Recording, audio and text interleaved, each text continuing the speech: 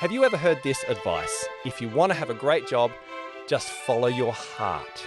It might sound wise, do what you love, follow your passions, but I'm here to say that if you're starting out your career, that's terrible advice. And it's not just me saying this.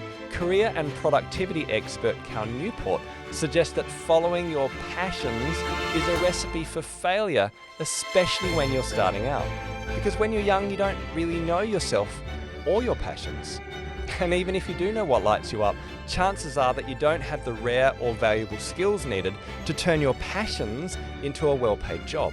Great jobs, the ones that truly align with your passions, are competitive and require high-level skills and experiences. Don't get hung up on following your passions, at least not yet. The real secret is to show up and build rare and valuable skills and develop the habits needed to land a life-changing job in the future. Once you have those skills and a bit more experience, well, then you can follow your heart. In this episode of The Space Makers, we are comparing and contrasting the career advice given to people in their 20s and 30s compared to wise advice in your 40s, 50s and beyond.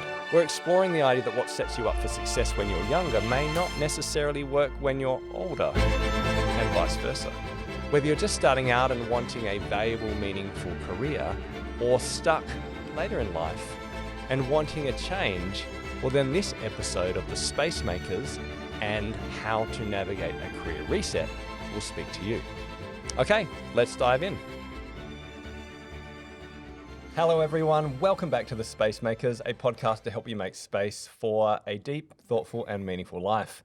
And we talked last episode about career resets as part of our broader season about how to make space for life's inevitable resets, recognizing that the habits and practices that set you up for success in your 20s and 30s often hinder progress and a good life in the midlife and beyond.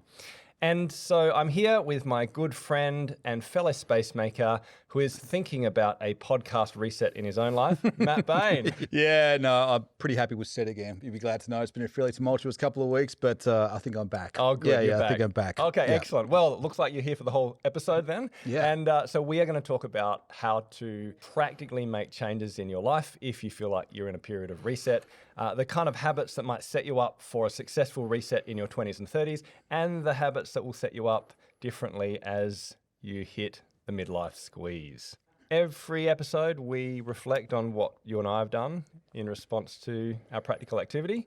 What was the activity from last week? Well, because this is a two-parter, this episode is going to be a lot more on the practical habits, I guess, of implementation. Last week, the challenge really was to spend some time trying to assess and recognize where you are in life in terms of, are you in a set period regarding your career, or perhaps are you in a reset period regarding your career? Actually, and if you missed last episode, just for a brief recap, it might be helpful. We looked at the idea of set and reset like a wave. Yes. With the peaks being periods of set and the troughs being periods of reset, based on a framework in my book, Space Maker, and the idea that in a period of set, you know where you are, you're happy with your career, and you've got to just get on with moving quickly.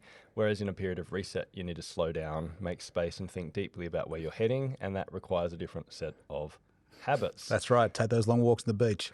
That's right. So, are you in a period of set or reset? You know, I think that I'm in a period of set, but I can see, like, I know that reset is up on my short-term horizon, and that's because in one area of my life, I've been studying for, this is my 9th year because I've been doing it part-time. So doing my master's, and that wraps up this semester. So in real time, that's going to be done hopefully in about 8 weeks. So after 9 years, again, part-time, I'll be done. So that's a big part of my life. That's a huge win. Well done. Well, 9 years of study for a fingers master's. crossed. You've kind of had this large project for a long time. It's probably weighed on your mind because obviously you're doing this off the side of your desk when you're working as well. Mm-hmm. And now you might have a bit more space to think about what comes next. So maybe a positive reset period. Certainly positive. But as we kind of discussed, and this is like maybe again like worth noting, I think like whilst every reset period is going to have perhaps more elements of positivity rather than negativity, chances are because it's a reset, it's always going to be a little bit disconcerting, right? Because it is something new, right? Yeah, and your identity changes with each reset, which we didn't talk about. And you've been a student for a long time. Yeah, and you won't be. Yeah, I've had all those student concessions and discounts all the time. It's going to be hard to say goodbye to. I know. Yeah. Hey, so look, I was thinking, about set and reset. And, you know, we had a conversation last week about the idea that sometimes you reset your career, not because of your career, but because of the broader life factors. And actually Yes. reset is a broader idea than just what happens in your job. So I was thinking about the fact that my kids are getting older. You know, my daughter's 17 now, she's driving and, you know, already living and acting a lot more like an adult.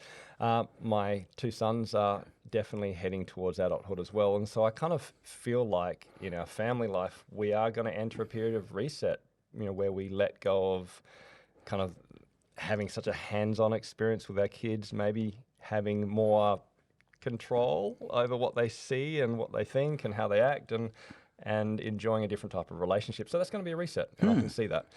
So I'm thinking, particularly since we're kind of in set still, particularly with my boys, I want to make sure I get the most out of it and actually really invest time with them and do things that I won't be able to do in a few years when they're older and they don't want to hang out. So, yeah, I'm going to Queensland in a few months with my middle son, or my older son. That's great. And we're going to do a father-son like retreat, which is cool. like a structured thing, a rites of passage ceremony, and then go diving and do some cool stuff, you know, on the Great Barrier Reef. That'll be great. And so I just want to have those kind of experiences, and you know, and just make sure I'm more present for board games and just being there, because it doesn't take long until they're out of the house and then we reset. Yes. So Matt, let's talk about two different sets of skills or habits. When you're in your 20s and 30s and you want to set yourself up for maybe a great career and the ability to reset, you probably need to do certain things. And then we'll talk about the 40s and 50s a bit later on. And you said to me the other day that the most important thing you can do in your 20s and 30s is to follow your heart. Yeah. Is that right? That's exactly what I didn't say to you, but you almost got there. You almost remembered it correctly, so that's good. I'm sorry, it just was so catchy. I'm glad with this conversation managed to get some clarity on that, because I would have felt that would have weighed on me a great deal if I'd given you that kind of bump steer. So, so what I probably said is that the advice to follow your heart is probably, again, the most prevalent, common advice that you'll pick up, particularly on the world of, I guess, the internet when it comes to career advice via the internet, right? Yeah. Be your own person, you know, follow your heart. Yeah. Find your passions. Yes. You do you. To be fair, it sounds more than sympathetic. It sounds authentic, you know, and it appeals to my emotions. Like, you know, because I want to think if I follow my heart, it's going to lead me to feeling good, right? Yeah, so you don't want to be rigid and structured. No, and again, like, you really want to be authentic, right? So I can see the appeal. But plenty of people, including the great Cal Newport, have actually pointed out, for really good reasons that we're going to go into, why that is actually, contrary to expectations, probably some of the most dangerous, terrible career advice you could get as a young person. Yep, I agree. As a young person. Okay, cool. So tell me about that. You, me, Cal Newport, we're on the same page. That's good. I'm sure it'd be relief. He's following us. But why is it bad advice to follow good advice? If you're 20, you know, you're out of college, maybe you've got a degree, maybe you've got some apprenticeship skills, and you're trying to work out what to do next. Follow your passions. Why is that terrible advice? Yeah, that's a two-tiered reason, right? And the most important tier is that this goes back, I think it was the first episode of this season, we talked about the Jerry Seinfeld Duke commencement speech. Yeah. And one of the points that he made, which is so true, and it's hard, I think it's probably a little bit difficult as a younger person to actually take this on board, but he's not the only one to actually make this call, that when you're young, there's a tendency to think that you know everything about you and perhaps even the world. But time and experience will show that there's a whole lot of things about you that you're yet to discover in terms of like preferences, bents, real passions, points of interest, strengths, weaknesses, vulnerabilities, all that kind of stuff. So if you kind of kickstart someone's journey into the career world as a young person and just say kind of follow your gut, heart, instinct and go for it, and that's all you need, or that's the primary thing that you need. Then you become, I want to be an influencer. Yeah.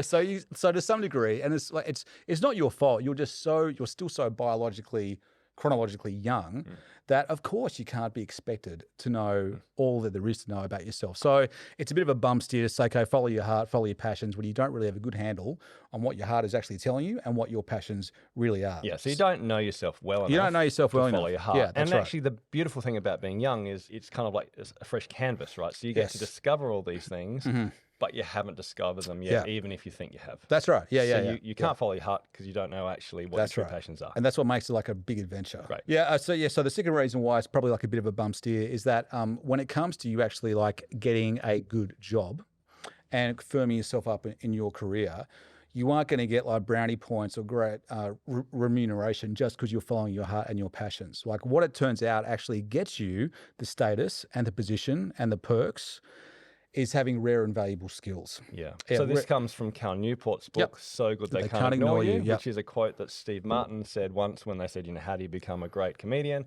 He said, be so good they can't ignore you, which is great advice. Yes. But I remember Cal was basically saying the great jobs that have freedom, flexibility, autonomy, where you get to follow your heart and do passionate, creative things are reserved for people who have real skills. Yeah. Again, and not just any skills, but rare and valuable skills. Right. Yeah. And so even if you want to be, a famous musician or you want to be a creative, or you want to have this amazing ability to speak around the world and travel, you don't get to do that when you're 20 because you haven't got the skills that someone who's put in 2 decades of time and hard work can have. Not nearly like to the same degree. Yeah. And again, like starting off that young in the game, 20s, mid-20s, you may not even have a clear handle on what those rare and valuable skills are. Yeah. Because no one's like, most people aren't going to give you like the book and say, hey, guess what? Here's like the fast inside track. If you just do X, Y, and Z, then you will get to the top. Here are the rare and valuable skills. Okay. Yeah. And often, as no doubt we'll talk about, what I want the rare and valuable skills to be aren't the same thing as what other people have deemed those rare and valuable skills to be. Because my natural bent will be for those rare and valuable skills to be the stuff that I'm already good at and that I find easy. Yeah, when there's a fairly and maybe good what chance. you see others in your relational world doing, and they're probably the same age, as opposed to the CEOs or business owners earning $400,000 a year. So again, it's just the challenge of age. So what does Cal Newport suggest, and other authors suggest that we do then, if we're in our 20s and 30s, we want to set ourselves up for both a great career and the ability to then move to different careers when we find ourselves in a reset? What would you recommend a 20-year-old do if it's not just follow your heart and use your passions and emotions to make decisions? The big 2 takeaways here, first of all, you need to identify like what those rare and valuable skills are.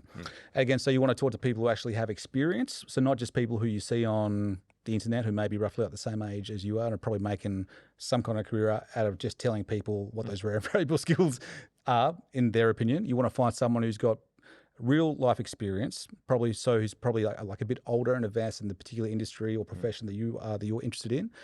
Find out from them, and ideally a variety of people in that space, as to what is it that they've actually done. Yeah. What do they actually value that they're willing to exchange cold hard cash and autonomy and personal discretion and flexibility for? I don't think it has to be just conversations. It can be reading. I remember reading when I started my own small business, a consulting business. I was completely, over my head. Yes. And I did have conversations with particular business owners, and that was very helpful. But I remember reading different authors like Patrick Lencioni, who wrote Getting Naked, I think, or Naked Consulting, it was something like that. Yeah, Getting Naked. Getting Naked. And, his big advice is when you're with a client for the first time, don't pitch, don't sell. Listen really well, ask great questions, and start consulting. Basically give them the types of advice that will help their life. And then you don't have to sell anything because you've already given them something valuable. Yes. And that was tremendously helpful. Yeah. And I don't pitch or sell anymore. I just listen to people and help if I can, and work comes my way. Yeah.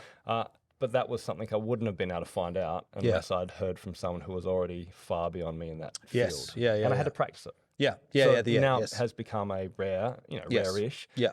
and certainly a valuable skill that helps me build a business without feeling like I'm pitching and selling all the time. Yeah, someone who could speak with credibility and integrity into that space. You want some judicious discernment when it comes to deciding who it is that you're going to listen to. And the reason I read that book was because a consultant who is experienced in my space, who I trust, who was mentoring me, told me to read it. What's the second thing? So the second thing is you want to, and again, this is a great Cal Newportian idea. Yeah, your Newportonian. Yeah, anyway. Newportonian, that's good. Yeah. So he talks about like deliberate practice. So again, once you've determined what some of those rare and valuable skills are that you want to grow and develop in, you need to actively have a process, like an intentional process from getting where you are in terms of your degree of skill to where you like to be. Yeah. And the pathway from here to there is going to be what he calls deliberate practice. And there's really 2 big components of this.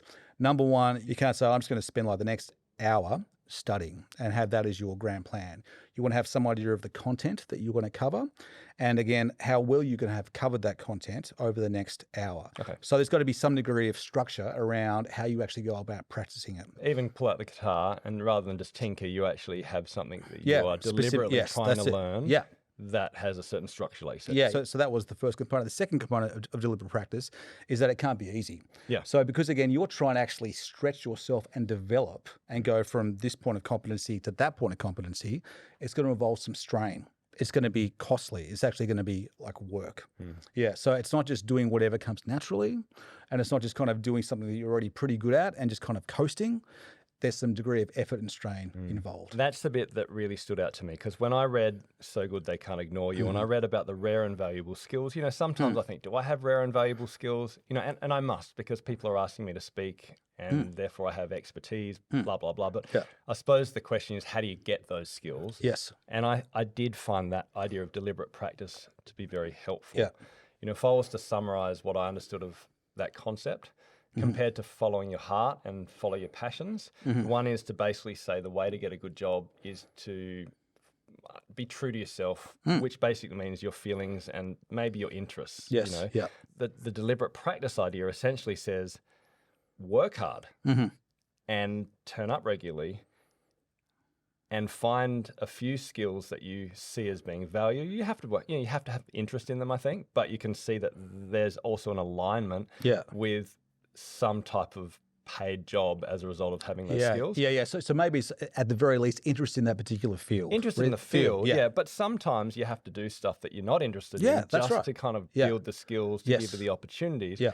And when you've consistently put in the time to be a person who builds skills, who does hard things, who does concentrated, focused, deep work, as he might say, in the knowledge worker field, well, then you have heaps of opportunities open up to you because there are fewer and fewer people with those skill sets. And then you can launch from one career to the next. That's it. Yeah. And that's definitely what's happened in my life without knowing the theory. But I learnt valuable skills as a physiotherapist, but then I learnt valuable skills as a change manager and project manager, which I put on top of my health skills, which made me a bit more valuable in the health area because others didn't have that. And then that led to, you know, having productivity skills and then speaking skills. And then, you know, once you've got a certain amount of skills, you can then cascade one on the other. You kind of get exponential gains Yes. because you're known in a particular area. You get more opportunities, then you get more skills. Yeah. But you've got to start somewhere. Yeah. That's and that right. basically means turn up and do hard stuff. The only qualification that I give is not just kind of hard stuff for the sake of doing hard stuff, Yep. and not just any hard stuff, but it's like the right hard stuff. Yeah. Because again, rare and valuable. Rare, which means it's hard, because if it was easy, then those skills wouldn't be rare, because everyone would be doing it, right? Yep. And then valuable. So not just anything, and not just hard work for hard work's sake, but valuable, i.e., people will exchange their hard-earned cash for it. This might be a hard question, but Yeah. what are some skills that you've learnt that would count as rare and valuable Yeah, skills? sure. Well, one just off the bat is that I can. I was always going to say I do public speaking good. You do public I speaking do public good. speaking good. I speak good sometimes. Yeah. Yeah. So, That's a skill, right? So I could do public speaking. Yeah. And It's- you've yeah. spent years developing skills in that. Yes, space. as we've said in earlier episodes, I've certainly done the reps, and I've gotten some feedback. I'd like to get more feedback as well, but that's still something that I can do, and I know that's a rare skill because it understandably terrifies and intimidates a lot of people, and it's always a little bit risky, right? So that's one. And can I say on that point? So I speak good too. Yeah. And I found, let's say, learning to podcast. One of the disciplines I've had is to listen to every single interview I've ever had Yes. and to critique it. Yes. And Yeah. even to watch myself speak Yeah. and then to critique it and to ask people who I trust, what did you think? You know, and like I did a conference, everyone said it was great. I got fantastic feedback. And then I had some honest, raw conversations with people and they said it was excellent, but they said it annoyed me because you kept putting your hand in your pocket and you crossed your legs a lot on stage. Yeah. I didn't even know that. Yeah. That's good. So again, rare and valuable skills often requires honest, brutal feedback. Yeah, and that's the a great openness yes. Yeah. to changing and growing, which is part of why you become good. On that, I think again, what's really telling is that you had two sources of feedback there, and you had the feedback, and I'd say this was the majority of people who provided this feedback aren't capable, don't want to do the thing that you were doing, and so they'll say it was great, and they'll say that it was great because again they benefited from it, but again they don't have the same informed perspective as someone, a peer who does what you do. Maybe he's been doing it for longer. They're going to give you the harder feedback to hear, like you said, but it's probably more valuable. Yeah. So I had a year of weekly coaching from an overseas coach to help me not speak, but to frame my content in a way that engages people's hearts and minds. It was incredibly valuable, and he was brutal. Yeah, right. Yeah, sure. And we would come with our, we wouldn't speak in front of him, but we would come with our talks and our outlines. And, there were times when he would be like, that is a terrible introduction, or that is boring, or, and that kind of feedback from him was excellent. So, I agree with what you've said. What's another skill? I've been fortunate enough to go to university. That's been really valuable in terms of helping me have to digest pretty decent chunks of pretty dense information, from a mixture of sources, and then trying to kind of make sense of that, process it, synthesize it, and then spit it back out when it comes to, say, essays or presentations. I think about the fact that you read voraciously and you read hard stuff. You don't just read easy stuff. And you've done it for a long, long time, right? So you've developed a big body of knowledge as a result of that discipline of deliberate practice. You read a lot more than most people. Yeah, sure. And as a result of that, one of the reasons I said I'd love you on the podcast is because you know so much and you're great at communicating. And so therefore there's an opportunity to do something that, you and I find interesting, creative, and hopefully makes an impact in the world, which you and I would not have been able to do in our 20s had we not had those deliberate skills. So we may have wanted to be YouTubers and podcasters and follow our heart, but the podcast would be rubbish because we haven't put in the reps. And that's what we're trying to say, essentially. Yes. Put in the reps, build some skills, and then you open up opportunities to actually have some great career resets and get in your some 40s feedback. And 50s. Hey, so Matt, when we talk about careers from, let's say, 20s to 40s, according to career research, people don't typically go from A to B to C to D. You don't say, hey, I want to be here, I want to be a productivity consultant, and therefore I should do X, Y, and Z. Okay, typically what happens is career pathways are zigzag. So we have zigzag careers. Gotcha. And so rather than go linear, they're unpredictable. And again, look at my career. Went from being an ice cream driver, a telemarketer, to a physiotherapist, a church minister, to a productivity consultant. So you wouldn't predict it necessarily, right? And so I think that's quite helpful because I was coaching someone just the other day in their midlife reset, and they are wanting to set themselves up for the last 15 years of their career. They've run their own businesses, they've had lots of experiences, but they said, I've really just gone from one thing to the next because there was an opportunity or because I saw a possibility without ever really having a plan for my career. And she was saying she kind of regretted that, but I was like, well, don't regret that because you've done some incredible things, you've started great businesses, you've had amazing experiences, you've learned some rare and valuable skills. And actually, the research suggests that all of us have zigzag careers. There is no plan. So what I would say in your 20s and 30s is don't be too concerned about having an overarching plan for your career because you're probably going to be wrong because you don't know what your heart is. You can't follow your passions, right? Rather, do something because it contributes to the world, it aligns with your skills at the time, and it will stretch you further than you are right now. Do stuff that's ethical and that obviously makes money. But when you hit your career reset in your 40s or 50s, then you need to slow down and probably take more time to consider what are the puzzle pieces, like we talked about last episode, that truly fit my puzzle, as opposed to just trying lots of stuff. Or similar to our previous episode on productivity, rather than swing at everything. Then you need to sharpen your swing.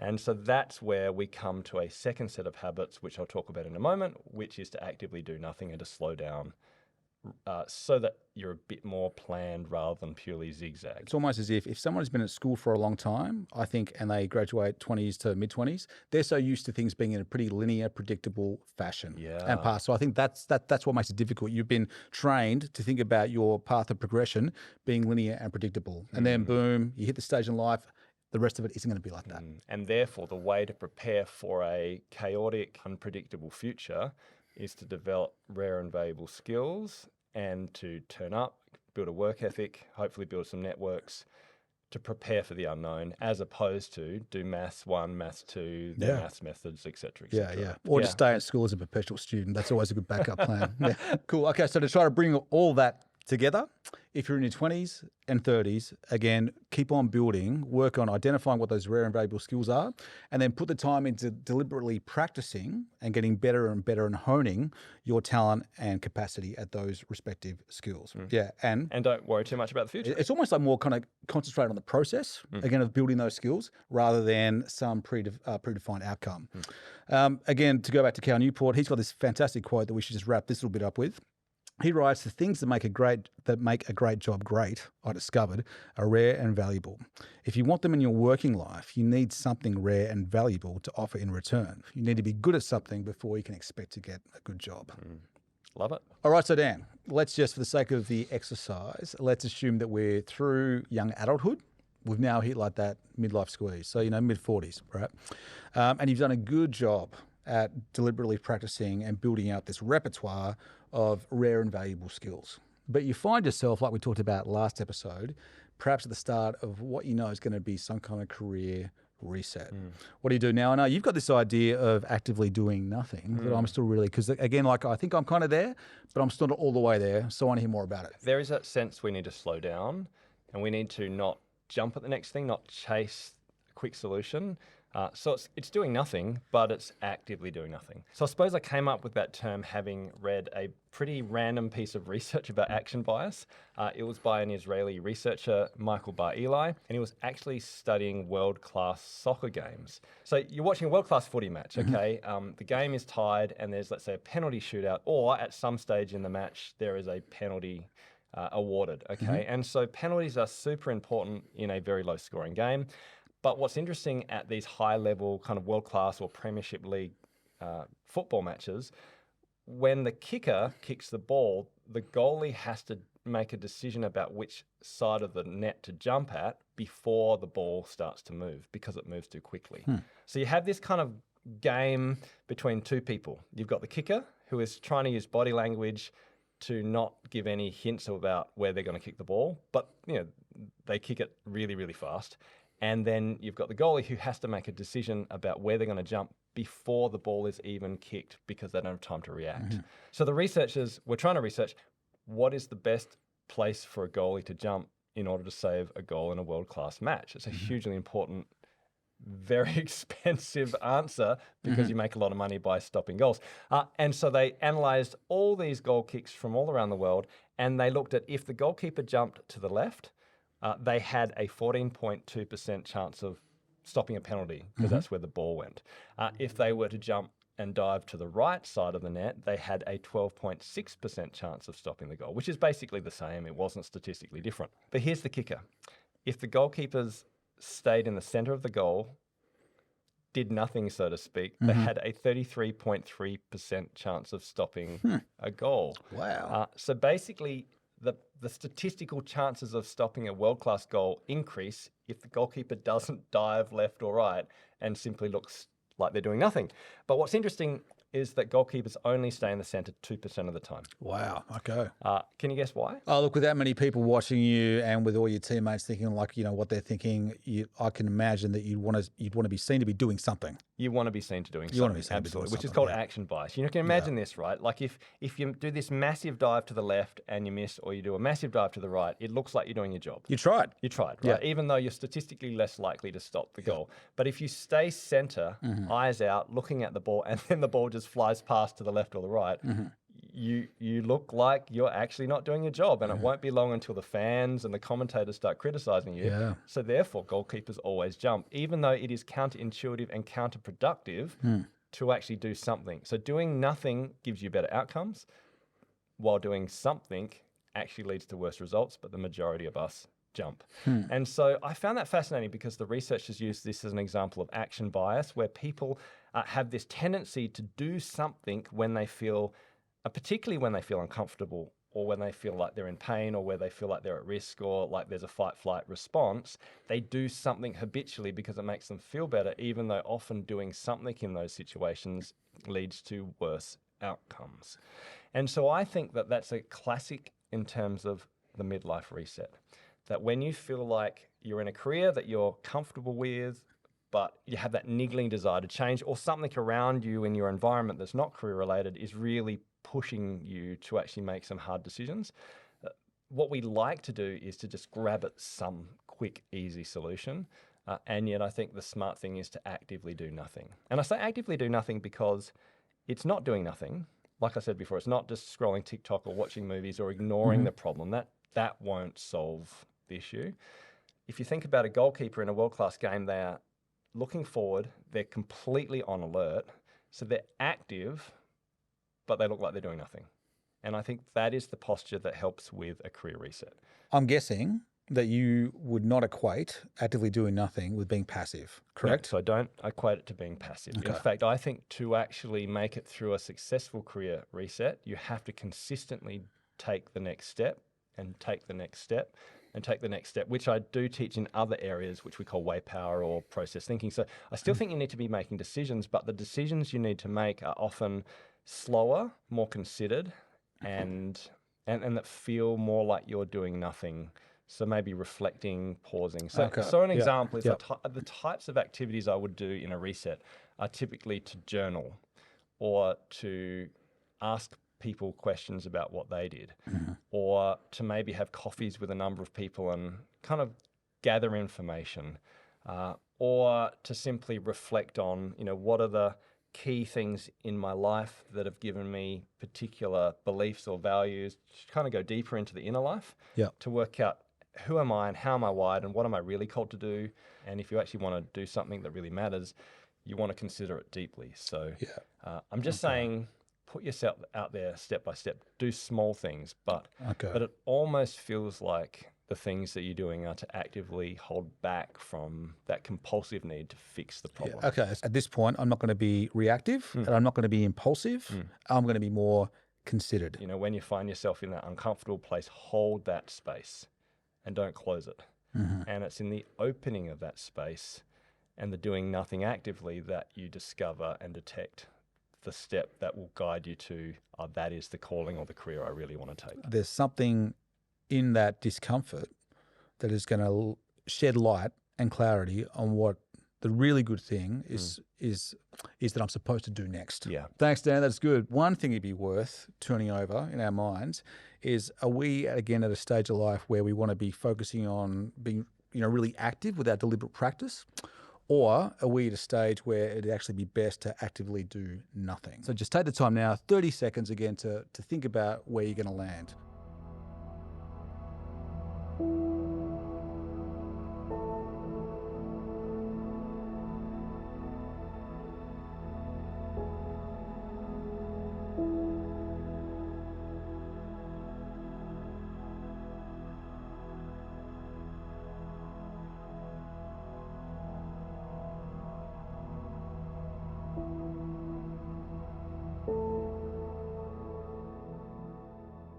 Okay, so Dan, you've spent like a fair bit of time again in this space of career reset, both personally, but also coaching other people through it. Yeah.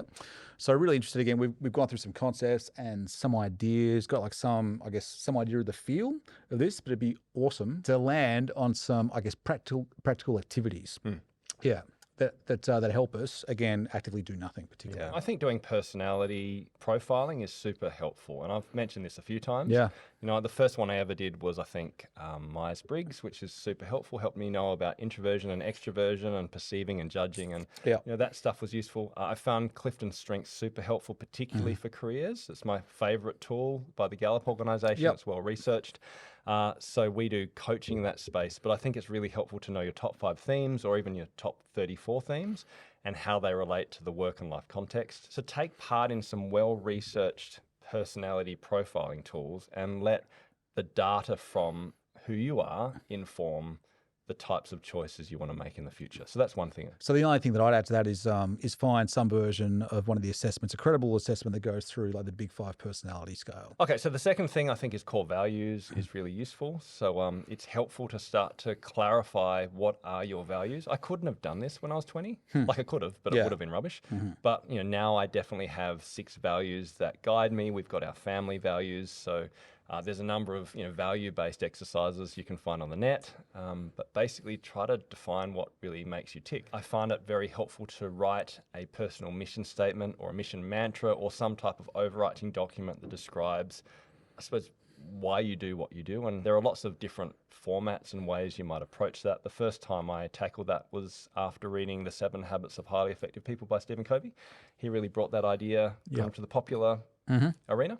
Another one is the leadership breakthrough work of Terry Walling, I think based on the work of I want to say Dr. Robert Clinton. who looked at the different stages of leadership Yes. and how to approach it. So again, if you go to spacemakers.au/life plan, you've got my chapter which outlines this fantastic activity where you can go back through the different parts of your life and reflect on what are the good and bad points, and then determine what are the life lessons that came out of each season of or chapter of your life and how might they guide the future. So again, there are a number of structured tools that you can use. And those kind of tools, I think, are very helpful. Definitely. You want templates, you want tools, you want just a foothold to be able to kind of dig in and start on this, I reckon. Yeah. The other one is more of, like, I'm starting to call it spiritual productivity. And I know that those two terms don't normally go together. Yeah, it makes me flinch, but for sure. There you are. But I think there is a sense of the intuitive and of paying attention to the spiritual data in your life, which I call Kairos moments. So basically those aha moments or those moments in time that are more significant than the TikTok or passing of time. Look, I've got a bunch of videos on YouTube on Chronos and TikTok time and also Kairos time. The last thing I would recommend, find someone to talk to because you won't work it out for yourself. Yeah. We are communal people and we need other people around us to guide us through our choices. Yeah. So that's kind of the process. Based on all that, so again, you actually undertaking most, if not all, of those activities. Like, what do you do with the results of this stuff? I don't think there's a perfect template. You know, I think writing it down is helpful. Yep. But I don't think it's about the document. Just like the values document that you have on a wall of an organization isn't the thing that makes the difference. It's about the conversations, the process, the buy-in, and the implementation of those ideas in your policies and everyday life, right? So, but I think it's helpful to write this stuff down, but essentially I think the process of deeply reflecting on it and doing it semi-regularly, particularly in periods of reset, lead you to a place where it just kind of shapes who you are. Yeah. Now, I do have a document. It's on my desktop. It's my personal mission statement. It's a summary of what I think my life is meant to be. It talks about my family, my relationships. It talks about my work and my broader calling. I've done a lot of work to kind of synthesize what are the things I want to focus on in this last season of life without necessarily pinning it down to a particular outcome. So I write, I speak, and I start new things. They're the three things that I think I'm really made to kind of contribute in the world. So I put all that together, and typically I review it once or twice a year. And if I'm in a period of set, I don't do much more than that. And if I'm in a period of reset or feel like there's a reset coming, well, then I'll read it in more detail. And this stuff is like, to use a cliche, it's a living document, right? So again, it's not kind of set and forget. It's something that you will periodically come back to as, again, life goes through those cycles of set and reset. Yeah, and remember, careers are zigzag. I don't know the future. And to be honest, I might get a massive injury tomorrow and that completely changes my plan. Like, plans are helpful, but you want to hold them lightly. And I think the process of continually reflecting on your life, making space to think about what is meaningful in your life, what you value, what are your skills, how might you contribute to the world, who might you love, all those conversations that you have with others and the reflections you have in your own life, I think is part of what it means to be a space maker and to live an intentional life.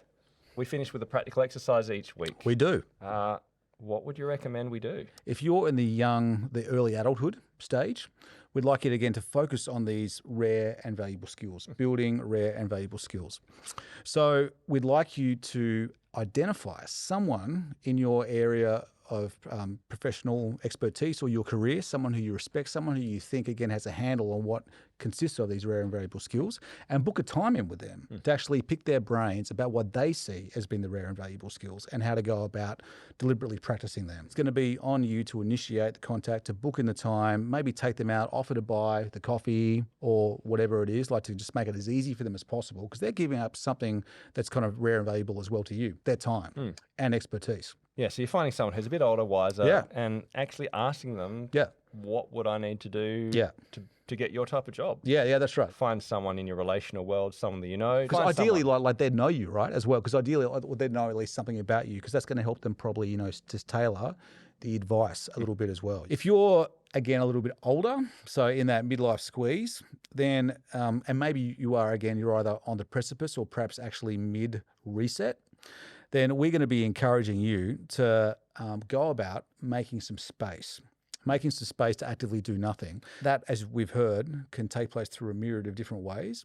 We're going to recommend either spend half an hour journaling, and again, this is just journaling ways that you can actively do nothing. So it's almost like, I guess, like a brainstorming exercise, getting it all out of your head. Like a plan, I Like a suppose. plan, yeah, Do you yeah. want to do like a personality assessment? Yeah. Do you want to talk to someone? Do you Yeah. need to have some more silence? Yeah. Do you need to get a coach? Yeah. Actually come up with some activities that will lead you to Yeah. the data you need. Starting that plan for actively doing nothing. And So will making that be a space. trusted friend? Yeah. Or a paid coach? I mean, what would you recommend? Oh, well, first base for most of us, I think it'd be like a trusted friend, because that's going to, like honestly, that's going to be cheaper. But one of the results of the discussion may be, you know what, I think, friend, you're actually in a good position where it'd be worth you spending the money to get a professional coach. Yeah, okay. So either go catch up with someone or journal for half an hour or catch up with someone and work out what your process will be. But essentially do something. Look, so thank you so much for joining this episode of The Space Makers and learning more about the midlife reset. It's a big topic. I'm sure we could talk about it further in further seasons, but not next week, because next week we're going to talk about the midlife money reset. We're going to talk about how the habits and practices of saving that set you up in the early years can actually hinder some of how you might want to enjoy life as you get older. So when to flip from being a saver to a spender, and how to shift your money mindset as the age and stage of life moves on. It's going to be a great episode. We can't wait to see you there. Until next time, make space. See you, everyone.